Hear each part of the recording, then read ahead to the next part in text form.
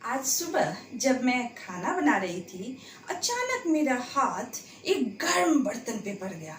मैंने क्या किया होगा? झट से अपने हाथ को पीछे हटा लिया। आखिर इस हाथ को पीछे हटाने के लिए हमारा कौन सा सिस्टम रिस्पॉन्सिबल होता है? हम क्यों अपने हाथ को पीछे हटा लेते हैं? अगर हाथ को पीछे ना हटाते तो क्या होता? बिल्कुल सही, मेरा हाथ जल जाता, यानी डैमेज हो सकता था। तो इस डैमेज से बचाने के लिए हमारा कौन सा अंग और किस प्रकार कार्य करता है? कभी जब टीचर आगे आए छड़ी लेके तो झट से अपना हाथ हम पीछे हटा लेते हैं ताकि टीचर की छड़ी खाने से बच जाए। तो आखिर यहाँ भी कौन सा एक्शन काम करता है? आज इसी टॉपिक के बारे में हम जानेंगे।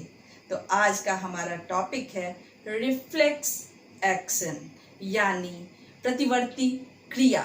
और प्रतिवर्ती क्रिया प्रतिवर्ती चाप के द्वारा हम जानते हैं। पिछले क्लास में हमने नर्वस सिस्टम के बारे में जाना था।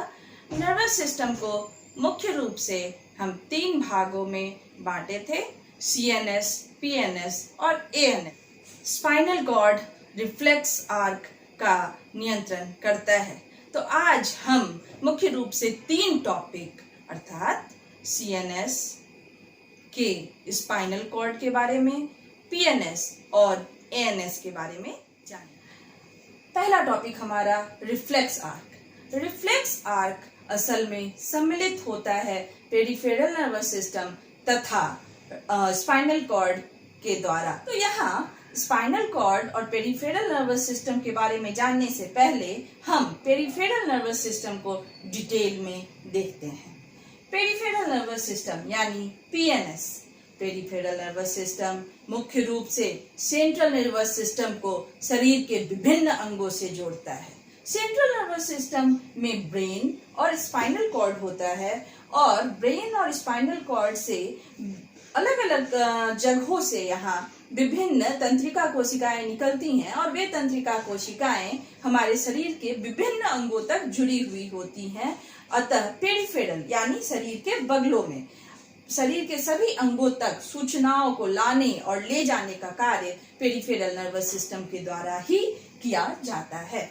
यहाँ पेरिफेरल नर्वस सिस्टम जब ब्रेन से बाहर निकलता है, जो तंत्रिका कोशिकाएं, जो नर्व्स ब्रेन से बाहर निकलता है उसे क्रैनियल नर्व कहा जाता है। क्रैनियम का अर्थ होता है हमारा मस्तिष्क का जो ऊपरी संरचना है यानी खोपड़ी। तो क्रैनियम से यहाँ जो नर्व बाहर निकलता है उसे क्रैनियल नर्व कहते हैं। क्रैनियल नर्व मुख्य रूप से हमारे ऑल्फैक्टरी सेंस यानी नाक, ऑक्सीपिटल सेंस यानी देखने की शक्ति, सूंघने की शक्ति, इन सभी चीजों से ये कनेक्टेड होता है। कुल क्रैनियल नर्व की संख्या 12 होती है। ये 12 पेयर्स ऑफ क्रैनियल नर्व हमारे ब्रेन को शरीर के हमारे मस्तिष्क के ऊपरी भाग में जितने भी अंग है उससे कनेक्ट करती हैं। नीचे के भाग को देखें तो स्पाइनल नर्व, जो स्पाइनल कॉर्ड से जितने भी नर्व बाहर निकलते हैं, जितने भी तंत्रिकाएं बाहर निकलती हैं उसे स्पाइनल नर्व करते हैं। और ये 31 पेयर ये पाए जाते हैं स्पाइनल नर्व, जो कि स्पाइनल कॉर्ड को शरीर के विभिन्न अंगों से जोड़ने का कार्य करती है। तो इस प्रकार peripheral nervous system central nervous system को शरीर के बाहरी हिस्सों जो हमारे विभिन्न अंग हैं उनसे जोड़ने का कार्य करती हैं। तो इस प्रकार PNS 2 प्रकार के हुए, क्रैनियल नर्व्स और स्पाइनल नर्व्स। हम अब इसके बाद जो नेक्स्ट टॉपिक है वह है रिफ्लेक्स एक्शन। रिफ्लेक्स एक्शन यानी प्रतिवर्ती क्रिया। आखिर जब हम किसी गर्म वस्तु को छूते हैं, झट से अपना हाथ पीछे हटा लेते हैं। आखिर यह कैसे कार्य करता है? इसमें क्या होता है? यह हम पढ़ेंगे रिफ्लेक्स एक्शन के तहत। जब हम किसी गर्म वस्तु को छूते हैं तो वहाँ जैसे हम अपने हाथ से, फिंगर से अगर हम गर्म वस्तु को छुए तो हमारी जो उंगलियां हैं यहाँ रिसेप्टर्स यानी ग्राही अंग का कार्य करती हैं, ये ग्रहण करती हैं स्टिमुलस को, इसे हम रिसेप्टर कहते हैं या ग्राही अंग कहते हैं। अब इसके बाद सूचनाओं को ग्राही अंग से स्पाइनल कॉर्ड तक जो तंत्रिका ले जाने का कार्य करती है उसे सेंसरी नर्व या संवेदी तंत्रिका कहते हैं। तो यहाँ जो रिफ्लेक्स आर्क कार्य करता है, यहाँ सूचनाओं को जो ले जा रही हैं जो तंत्रिकाएं, वह पेरिफेरल नर्वस सिस्टम का भाग है। पेरिफेरल नर्वस सिस्टम का जो स्पाइनल नर्व या क्रैनियल नर्व है, वो सूचनाओं को स्पाइनल कॉर्ड तक ले जाती है। तो सेंसरी नर्व क्या करता है? सेंसरी नर्व या संवेदी तंत्रिका जो है वो सूचनाओं को स्पाइनल कॉर्ड तक ले गया। अब स्पाइनल कॉर्ड का यह कार्य होता है कि वह हमें आगाह करे कि यह हमारे शरीर के लिए सही नहीं है। तो उस क्रिया के विपरीत यहाँ प्रतिक्रिया होती है और इस प्रतिक्रिया को स्पाइनल कॉर्ड से जो अभिग्राही अंग है वहां तक ले जाने का कार्य करता है मोटर न्यूरॉन यानी प्रेरक तंत्रिका। प्रेरक तंत्रिका अब वापस यहाँ हमारा जो हथेली है, फिंगर है, वहां तक सूचना को ले जाता है कि आप अपनी हथेली को हटा लीजिए। तो सूचनाओं को लाने का कार्य किया सेंसरी न्यूरॉन और स्पाइनल कॉर्ड वहां रिस्पॉन्स किया कि उस क्रिया के विपरीत क्या प्रतिक्रिया होगी और वापस प्रेरक कोशिका अभिग्राही अंग यानी इफेक्टर को यहाँ सूचना पहुंचाता है कि आप अपने हाथ को हटा लीजिए। तो यहाँ सूचनाओं को ग्रहण करने का कार्य भी हमारा हाथ ही कर रहा है और उसका रिस्पॉन्स भी हमारा हाथ ही कर रहा है। जबकि अगर हमारे सामने सांप आ जाए तो क्या करते हैं? हम अपनी आंखों से वहां देखते हैं। तो वहां हमारी आंखें जो हैं वह रिसेप्टर का कार्य करती हैं। सूचनाओं को ले जाने का कार्य वहां भी संवेदी तंत्रिका ही करेगी और वापस स्पाइनल कॉर्ड रिस्पॉन्स करेगा और प्रेरक तंत्रिका जो है वह सूचना को हमारे पैरों तक पहुंचाएगी कि अब तुम वहां से भाग खड़े हो। तो इस प्रकार वहां सूचनाओं को आंखों के द्वारा ग्रहण किया गया, इसे स्पाइनल कॉर्ड तक ले जाया गया संवेदी तंत्रिका के द्वारा और पुनः स्पाइनल कॉर्ड ने रिस्पॉन्स किया और वापस सूचना को उस क्रिया के विपरीत क्या प्रतिक्रिया होनी है, इसे हमारे प्रेरक कोशिकाओं के द्वारा हमारे पैरों तक सूचना को दिया गया कि अब वहां से भाग खड़े हो। तो यह जो पूरा चाप होता है, यह जो पूरा आर्क होता है, इसे प्रतिवर्ती चाप यानी रिफ्लेक्स आर्क कहते हैं। तो रिफ्लेक्स आर्क के मुख्य रूप से यहाँ जो स्टेप्स होते हैं या इनमें जो अंग प्रतिक्रिया में भाग लेते हैं वे अंग, पहला अंग क्या है? जो ग्रहण करता है, जिसे ग्राही या रिसेप्टर कहते हैं। जो सूचनाओं को ले जाता है उसे सेंसरी न्यूरॉन या संवेदी तंत्रिका कहते हैं। फिर वहां स्पाइनल कॉर्ड यानी मेरुरज्जु कार्य करता है और वापस सूचनाओं को लाने का कार्य प्रेरक तंत्रिका यानी मोटर न्यूरॉन करता है और इफेक्टर यानी अभिग्राही अंग उसे रिस्पॉन्स करता है। यह प्रतिक्रिया बार बार चलती रहती है और हम अपने आप को विपरीत परिस्थितियों से इस प्रतिक्रिया के द्वारा बचा सकते हैं। यह जो रिफ्लेक्स एक्शन होता है वह दो प्रकार का होता है। पहला नेचुरल, जो प्राकृतिक, जैसे पलक का झपकना, अच्छा खाना देख के मुंह में पानी आ जाना या फिर छींकना, उल्टी, ये सब भी रिफ्लेक्स एक्शन का ही एक उदाहरण है जो कि नेचुरल होता है। वहीं दूसरा होता है कंडीशनल, यानी परिस्थिति के अनुसार वह रिफ्लेक्स एक्शन कार्य करता है। और परिस्थिति जैसे मान लीजिए कि हम यहाँ इंडिया में हमारा फेवरेट खाना है खीर। अगर खीर बनता है उसकी सुगंध से ही हमारे मुंह में पानी आ जाता है। लेकिन हो सकता है कि जर्मनी के लोगों को उस खीर का स्वाद पता नहीं हो, तो अगर हम उसके सामने जाकर उसी खीर को रखेंगे तो शायद उसके मुंह में पानी ना आए।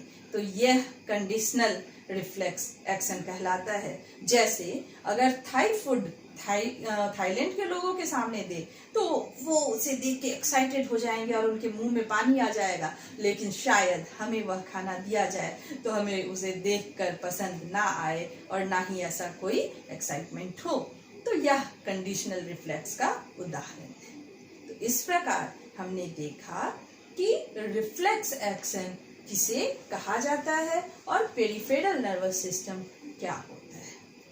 तीसरा टॉपिक है हमारा ऑटोनोमस नर्वस सिस्टम या ऑटोनॉमिक नर्वस सिस्टम, जिसे ANS कहा जाता है। ऑटोनॉमिक नर्वस सिस्टम यानी यहाँ ये इनवॉलेंट्री एक्शन होता है, अनैच्छिक प्रतिक्रियाओं को यह नियंत्रित करता है।